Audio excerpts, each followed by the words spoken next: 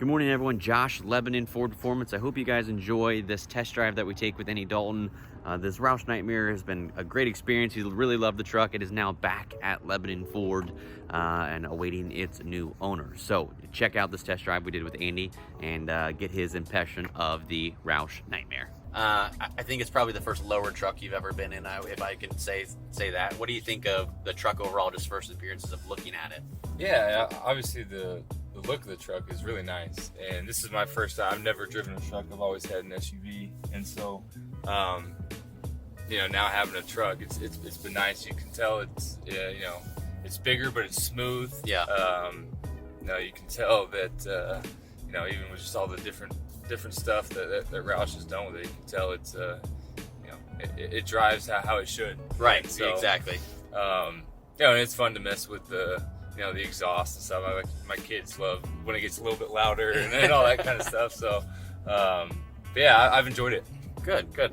So you mentioned this is your first truck. So being from the SUV world, this not only is this an F-150, but it's supercharged. So what's that been like? I mean, I'm sure you've played with it a little bit. What's that been like? That 650 horsepower power difference compared to an SUV has got to be pretty cool at the same time too. Yeah, it's one thing that I'm not usually a fast driver, but yeah. When you get on the highway and you need to get around somebody, it's kind of nice having that 650 horsepower. Yeah, it kind of gets you there quick. So now, like I said, I've really enjoyed it. It's been fun to kind of mess around with it a little bit, and this truck has some go to it. Yeah. Oh, for sure.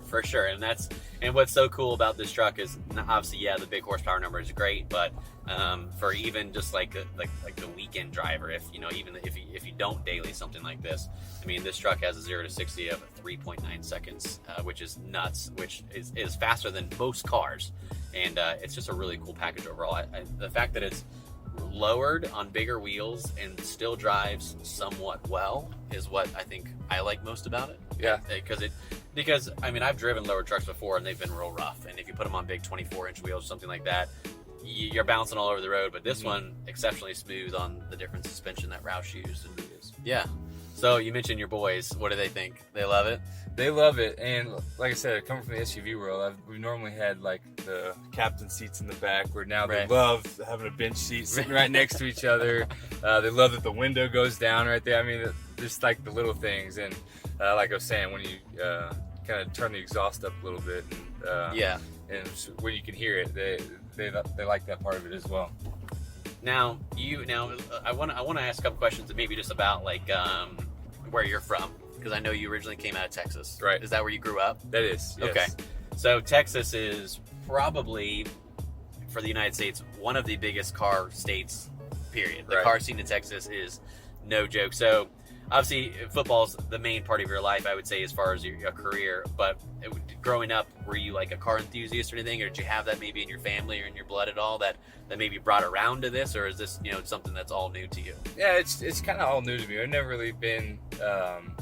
like, nobody in my family was really big into cars. Yeah. Talking about trucks, I mean, being from Texas, I mean, there's trucks everywhere. Every other car, right? If not more than that. So, yeah, I think it's one of those things. I actually have a cousin that works for Ford. Okay. And so, he's been wanting to get me in a Ford for a while. So it's kind of fun having one now. And, yeah, there you go. And driving around in it. It's a nice test drive. Yeah, absolutely. I think, when I first got the truck and I pulled it to the stadium and pulled in the parking lot, everybody's like, "Man, did you get a new truck? Man, that's awesome!" Everybody was excited about it. So, and that's without even knowing any of the details of the 650 horsepower and all that stuff. So I think just the initial, when you look at the truck, it's impressive. Yeah. So speaking about people at the stadium, have any other players seen it? What are their thoughts? Yeah, everybody loved it. Several people talked about, just even with Roush. Oh man, that's the Roush package and everything, and so people knew about that, and everybody thought it was an awesome truck. So how much? I mean, so leading up to this, how were you familiar with the Roush brand, or has this could have been like a complete introduction to the brand? It's been a complete introduction. So I mean, not knowing much about it now, it's like I'm kind of looking into it and seeing all the different things that Roush can do. It's pretty neat. So Roush, being as old as they are, originally started as an engineering company, with the exception of the race team. Started doing a lot of engineering just for Ford.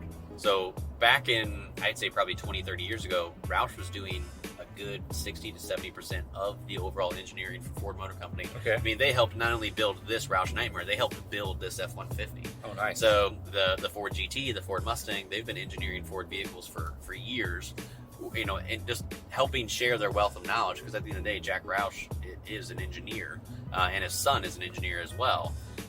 So they actually started, when they started building vehicles, they had the ability to, because they've spent so much time in the OEM sector, that they wanted to build every product that came out of their assembly line essentially as good as or better than an OEM Ford vehicle.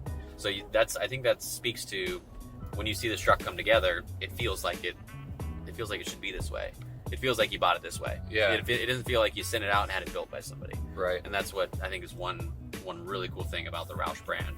Now, is Roush just with Ford, and is it just with the Mustang and the F-150? So as of right now, Roush is a Ford only. They do own a GM brand called SLP.